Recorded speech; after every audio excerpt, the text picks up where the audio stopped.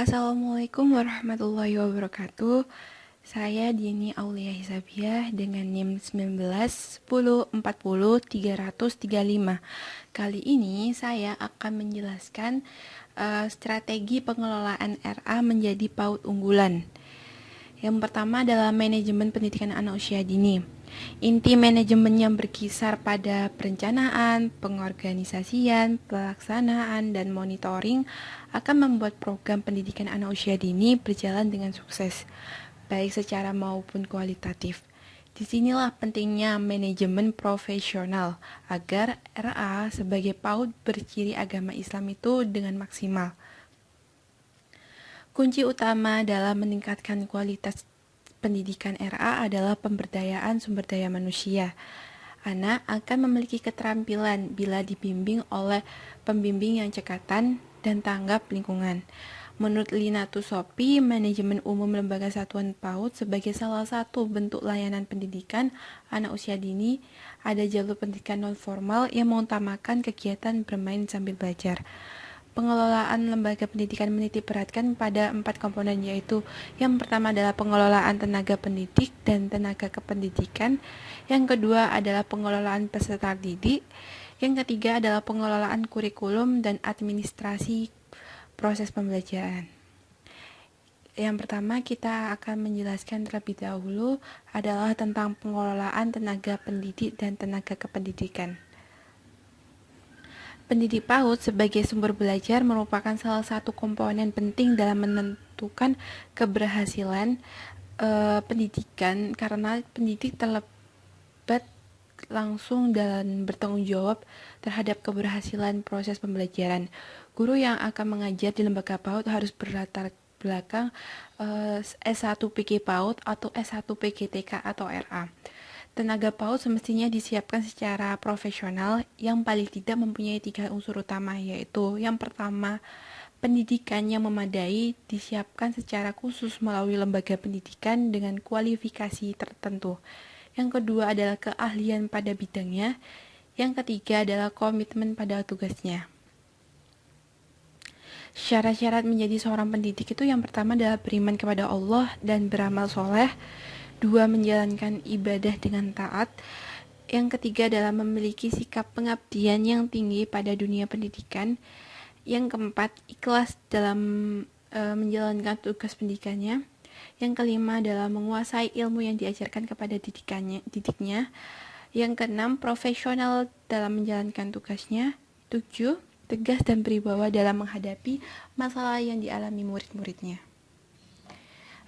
Untuk yang kedua adalah pengelolaan peserta didik. Pengelolaan peserta didik merupakan suatu penataan atau pengaturan segala aktivitas yang berkaitan dengan peserta didik, yaitu mulai masuknya peserta didik sampai keluarnya peserta didik tersebut dari suatu lembaga atau sekolah. Secara operasional, pengelolaan peserta didik dapat dipergunakan untuk membantu kelancaran upaya pertumbuhan dan perkembangan peserta didik melalui proses pendidikan di sekolah. Menurut Peraturan Perundang-undangan Nomor 58 Tahun 2009 tentang Standar Pendidikan Anak Usia Dini, pengelolaan anak didik di RA sebagai PAUD formal binaan Kementerian Agama dapat diatur berdasarkan pengelompokan usia anak, yaitu tahap usia 4-5 tahun dan tahap usia 5-6 tahun. Sebagai pengelolaan administrasi, maka perlu adanya sejumlah administrasi kesiswaan yang meliputi buku penerimaan anak didik baru, buku daftar murid per kelompok umur, buku induk, buku klaper, buku daftar hadir murid, dan lain-lainnya. Yang ketiga adalah pengelolaan kurikulum dan administrasi proses pembelajaran. Kurikulum RA atau TK adalah seperangkat rencana dan pengaturan mengenai tujuan, isi, bahan pelajaran, serta cara yang digunakan sebagai pedoman penyelenggaraan pembelajaran untuk mencapai tujuan pendidikan. Di dalam memahami kurikulum, RA ini membahas berbagai aspek perkembangan anak seperti pemahaman nilai-nilai moral dan agama, sosial emosional, bahasa, kognitif, fisik, motorik, dan seni yang berlandaskan ajaran Islam. Dalam rangka merancang program yang sesuai dengan karakteristik anak, maka bidang pengembangan meliputi semua kecerdasan majemuk pada anak prasekolah. Pelaksanaan kurikulum perlu memahami yang pertama adalah kerangka dasar struktur program pembelajaran berdasarkan PP nomor 17 tahun 2010 tentang pengelolaan dan penyelenggaraan pendidikan. Yang kedua adalah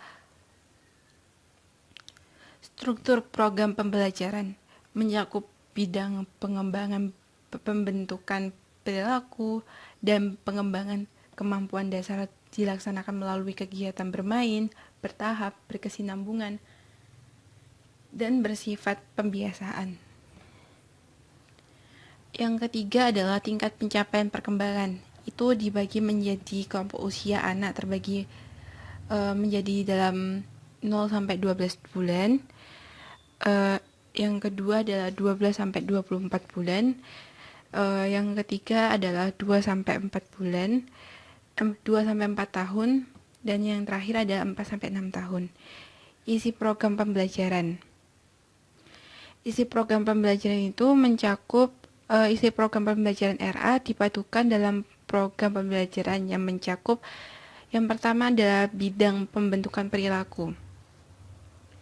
Bidang pembentukan perilaku merupakan kegiatan yang dilakukan secara terus-menerus dan ada dalam kehidupan sehari-hari anak, sehingga menjadi kebiasaan yang baik. Bidang pengembangan ini meliputi lingkup perkembangan akhlakul karimah serta pengembangan sosial emosional dan kemandirian. Yang kedua adalah bidang pengembangan kemampuan dasar. Bidang pengembangan kemampuan dasar merupakan kegiatan yang dipersiapkan oleh guru untuk meningkatkan kemampuan dan kreativitas sesuai dengan tahap perkembangan anak. Bidang perkembangan tersebut meliputi pendidikan agama Islam, bahasa, kognitif, fisik, dan seni.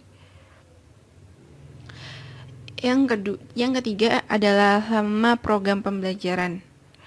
Peserta didik adalah usia 4 sampai dengan 6 tahun. Lama pendidikan anak di RA atau TK selama 1 atau 2 tahun sesuai dengan usia anak ketika memasuki RA. Lembaga yang memiliki program 1 tahun dapat menyelenggarakan kelompok A atau B jika lembaga memiliki program 2 tahun. Maka RA tersebut menyelenggarakan program 2 tahun kelompok A dan B yang lamanya masing-masing 1 tahun. Yang keempat adalah waktu belajar. Waktu belajar ini, program pendidikan dan pembelajaran di RA atau TK menggunakan waktu belajar 1 tahun dalam bentuk perencanaan semester, perencanaan mingguan. Minggu efektif dalam 1 tahun pelajaran itu adalah 2 semester, adalah 34 minggu dengan jam belajar efektif adalah 1 kali pertemuan selama 150 sampai 180 menit dan 6 atau 5 hari per minggu. Dengan jumlah pertemuan sebanyak 900 menit itu sama aja dengan 30 jam. Satu pertemuan adalah 30 menit. Yang kelima adalah pendekatan pembelajaran. Pendekatan pembelajaran ini adalah pembelajaran di RA dilakukan secara aktif, dialogis, dan kritis melalui pendekatan tematik dan terintegrasi, serta mengacu pada karakteristik program pembelajaran RA atau TK. Yang keenam adalah model pembelajaran. Model pembelajaran ini adalah suatu desain atau rancangan yang menggambarkan proses rincian dan penciptaan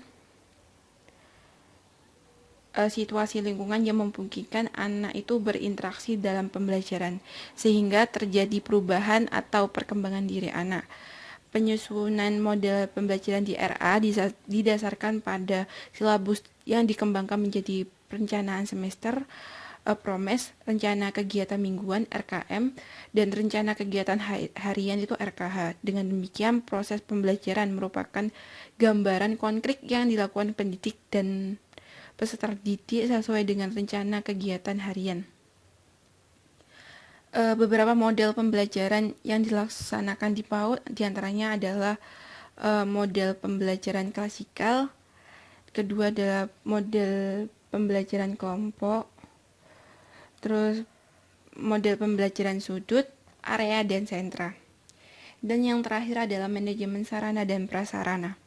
Sarana dan prasarana adalah bangunan, prasarana adalah bangunan sekolah dan alat perabot sekolah yang berperan dalam proses belajar mengajar, walaupun secara tidak langsung. Secara garis besar, manajemen sarana prasarana meliputi penentuan kebutuhan, proses pengadaan, pemakaian, dan pencatatan atau pengurusan. Dapat saya simpulkan bahwa yang pertama dalam mengembangkan lembaga pendidikan dituntut kerja keras dan semangat juang yang tinggi. Yang kedua adalah lembaga pendidikan dapat maju atau unggul jika ada manajemen yang baik dalam berbagai komponen pendidikan. Yang ketiga adalah RA atau PAUD. RA PAUD di binaan Kemenak masih perlu pembenahan dalam kelembagaan penjabaran kurikulum silabusnya. Yang keempat adalah para guru RA masih banyak yang belum memenuhi standar pendidikan PAUD. Yang kelima adalah peningkatan kemampuan guru mengembangkan kurikulum dapat dimotivasi dengan latihan dan pembagian tugas secara terus-menerus. Yang keenam adalah penambahan sarana prasarana bukan penghalang RA, harus dilakukan dengan terprogram dan persetujuan masyarakat atau orang tua anak didik. Yang ketujuh adalah kelembagaan RA perlu disosialisasikan dengan masyarakat kota sehingga dikenal bahwa masyarakat bahwa RA adalah lembaga PAUD di bawah kebinaan Kemenak.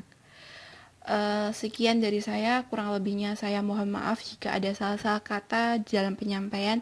Saya meminta maaf dengan sebesar-besarnya. Wassalamualaikum warahmatullahi wabarakatuh.